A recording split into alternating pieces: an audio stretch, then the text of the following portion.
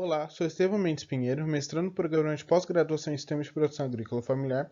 Esse trabalho tem como autores eu e a colega Daiane, sob orientação do Dr. Gustavo Schedek. O título do trabalho é Metodologias para Avaliação de Bioindicadores de Qualidade de Solos em Agroecossistemas. O solo é o principal alicerce da sociedade, servindo para diversos fins, como para a agricultura, a construção civil e abrigo para uma enorme biodiversidade de organismos. Em decorrência dos impactos ambientais gerados pelas ações antrópicas, muito tem sido discutido sobre a conservação e a preservação do solo nos últimos anos. Ao se tratar da saúde do solo, existem perspectivas que ligam a qualidade do solo com a sua capacidade de fornecer serviços voltados para o ser humano, como, por exemplo, a produção de alimentos, fibra e madeira, quanto para o próprio sistema, como, por exemplo, a ciclagem de nutrientes e a estocagem de carbono. Dessa maneira, é importante conhecer os aspectos funcionais do solo, visando uma melhor tomada de decisão, tendo em vista sua produtividade aliada à conservação. Com isso, existem diversos fatores que podem ser avaliados para serem usados na estimativa da saúde do solo, como, por exemplo, os aspectos físicos, químicos e especialmente os biológicos, pois esses apresentam uma gama de organismos que servem como bioindicadores da qualidade do solo. Diante disso, existem algumas metodologias de fácil aplicação e baixo custo para a avaliação desses organismos que vivem no solo. Nesse sentido, o trabalho tem como objetivo descrever 4 dos mais usuais métodos de monitoramento e avaliação de parâmetros biológicos do solo em agroecossistemas. O trabalho foi realizado a partir do levantamento bibliográfico inicial da elaboração do projeto de mestrado dos autores. O critério de escolha dos métodos foram a facilidade e o custo de execução, o reconhecimento científico e a complementaridade de informações. Com base nesses elementos, foram elencados os métodos DSBF, PROVID, ByteLamina e Biolog Ecoplate.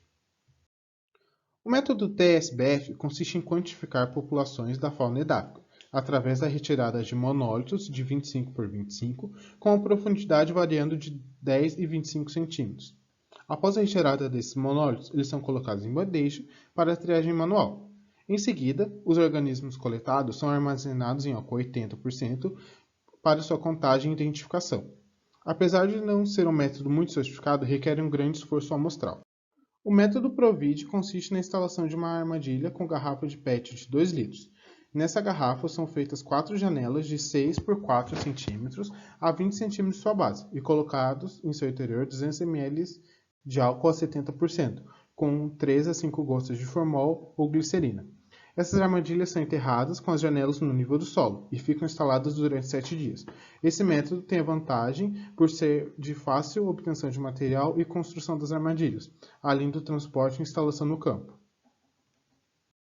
O método de ByteLamina consiste em tiras rígidas de plástico com 120 mm de comprimento, 6 mm de largura e 1 mm de espessura, contendo 16 orifícios, que são preenchidos com uma massa nutritiva homogênea composta por farinha de trigo, carvão ativado e celulose.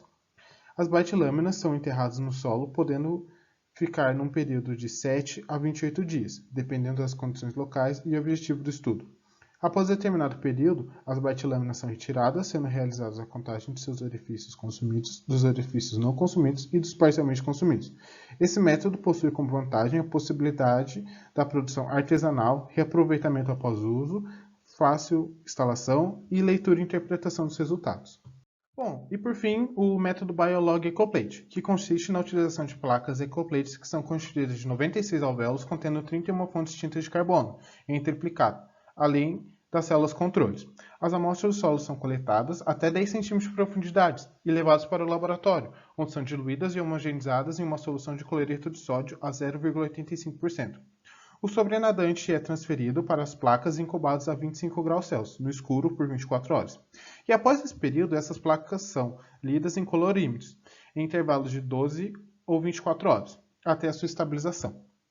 Embora necessite de uma estrutura laboratorial, é compensada pela praticidade e execução e rapidez na obtenção dos resultados, o que vai tornar, assim, um método muito interessante para os estudos de avaliação e práticas de manejo do solo.